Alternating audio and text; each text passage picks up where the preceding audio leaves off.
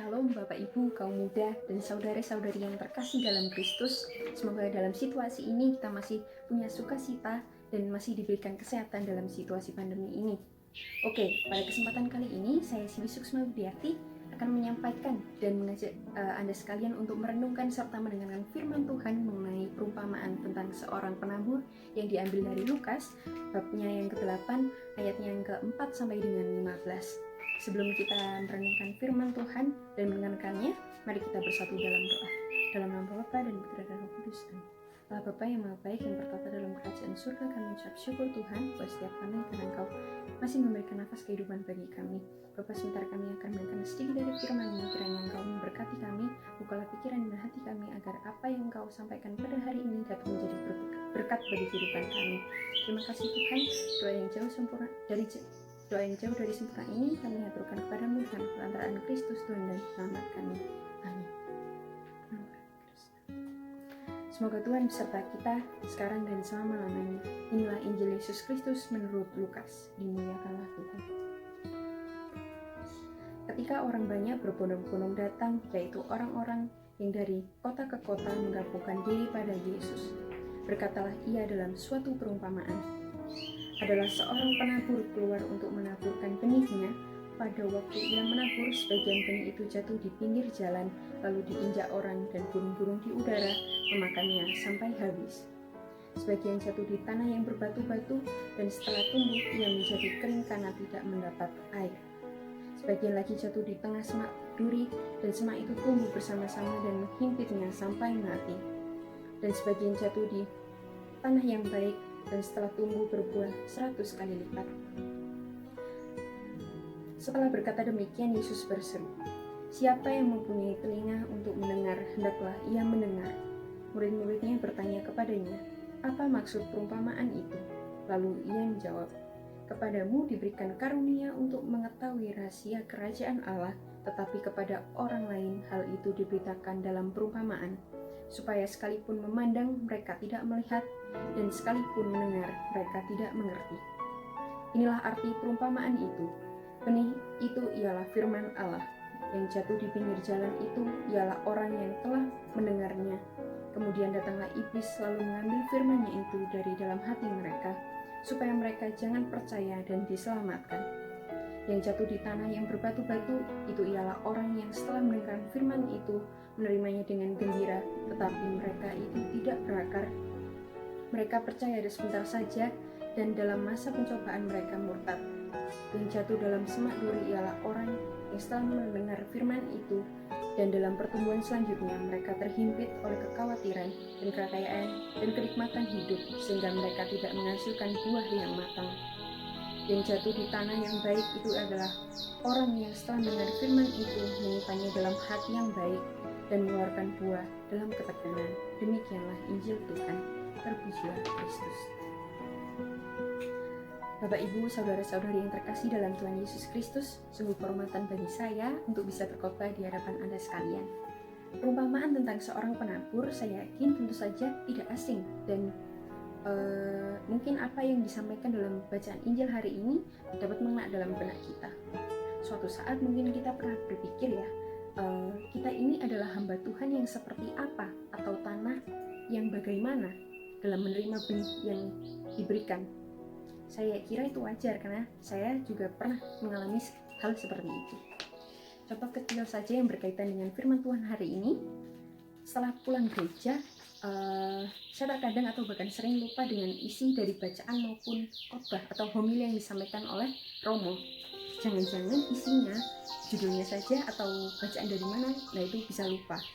Nah, Bapak, Ibu, kaum muda dan saudara-saudari yang terkasih dalam Kristus, Tuhan Yesus menggunakan perumpamaan sebagai media untuk mengajarkan murid-muridnya, ini dengan tujuan untuk mereka lebih mudah mengerti dan tahu apa yang dimaksudkan dari firman Tuhan itu.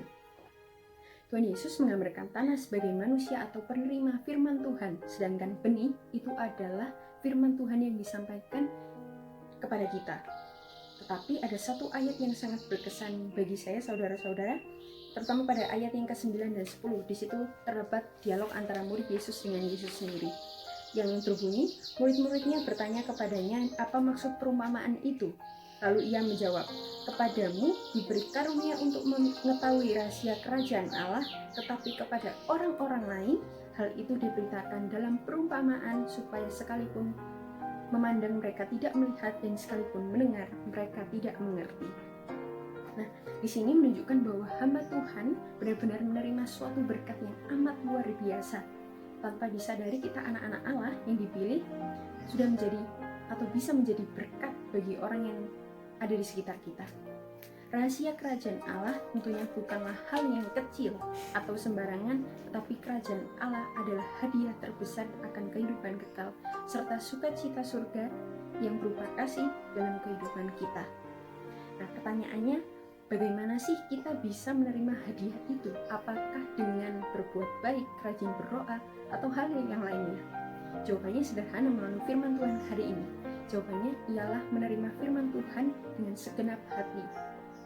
Secara garis besar, pada Injil hari ini terdapat 4 perkara di mana salah satunya mungkin tercermin pribadi kita atau dalam kehidupan kita. Untuk yang pertama, benih jatuh di pinggir jalan lalu diinjak orang dan dimakan burung-burung di udara sampai habis. Pribadi yang satu ini menggambarkan seorang pribadi yang menerima firman Tuhan, akan tetapi ia tergoda sehingga masuk dalam dosa, sehingga ia tidak diselamatkan dan binasa karena sebuah keinginan daging. Jadi mengikuti hawa nafsu. Untuk yang kedua, benih sebagian jatuh di tanah yang berbatu-batu dan setelah tumbuh ia menjadi kering. Tuhan kembali melanjutkan perumpamaannya pada benih ini bisa tumbuh tetapi ia tidak bisa bertahan karena tanaman ini tidak memiliki fondasi yang kuat karena tidak memiliki akar ini. Hal ini kembali lagi sama dengan pribadi manusia yang senang atau gembira menerima firman Tuhan, tetapi ia mudah tergoda dan jatuh dalam dosa karena tidak ada suatu iman yang menguatkannya dalam kehidupan. Untuk perumpamaan yang ketiga, yakni mengenai benih yang tumbuh di semak berduri, kemudian tumbuh lalu mati. Perumpamaan yang satu ini paling sering terjadi pada kehidupan manusia. Kita bisa menerima dan mengerti firman Tuhan, bahkan menerapkannya dalam kehidupan sehari-hari, tetapi suatu saat kekhawatiran itu muncul akan kehidupan kita, mungkin akan pekerjaan atau kehidupan kesehatan, sekolah, dan masih banyak lainnya. Sedangkan perumpamaan yang terakhir, yakni yang keempat, tentang benih yang jatuh di tanah yang baik dan setelah tumbuh berbuah 100 kali lipat. Menjadi pribadi yang seperti ini, yang pada perumpamaan yang terakhir ini mungkin sangat diidam-idamkan oleh banyak orang, tetapi untuk memperoleh pribadi yang seperti ini tuh butuh proses dan banyak belajar. Kita bisa meraihnya asalkan kita tekun dan terus setia dalam firman Tuhan, dan kita bisa menerima maupun menjadi berkat yang luar biasa bagi banyak orang. Pertanyaannya saat ini, bagaimanakah cara kita membawa diri kita untuk bisa menjadi berkat, terutama pada situasi pandemi ini, terutama tentu saja tidak mudah. Saudara-saudari yang terkasih dalam Kristus, memang dalam situasi ini sangat sulit untuk bersyukur. Boro-boro bersyukur, menerima dan menjalani saja itu mungkin kita banyak mengeluhnya. Tetapi melalui Injil Tuhan pada hari ini, Tuhan Yesus mau kita sebagai anak-anaknya tetap setia dan percaya akan segala rencana, rancangan, dan firman Tuhan yang terus berkarya dalam kehidupan manusia. Tuhan mau tidak ada kekhawatiran, melainkan ada sukacita dan harapan yang terbaik bagi kehidupan, pekerjaan, studi, dan segala hal yang dalam kehidupan kita. Dengan bekal firman Tuhan ini dan kesetiaan akan Allah yang tunggal, kita percaya bahwa segala sesuatu dapat terjadi. Kebetulan hari ini adalah hari Minggu dan saya baru saja mendengarkan sedikit dari pesan Bapak Uskup Agung Jakarta. Beliau menyampaikan bahwa virus corona ini memang ada dan sudah bisa dibilang cukup lama. Ini bukanlah arti bahwa ini adalah hukuman dari Allah, melainkan ini adalah sebuah pilihan manusia untuk menghadapi situasi ini.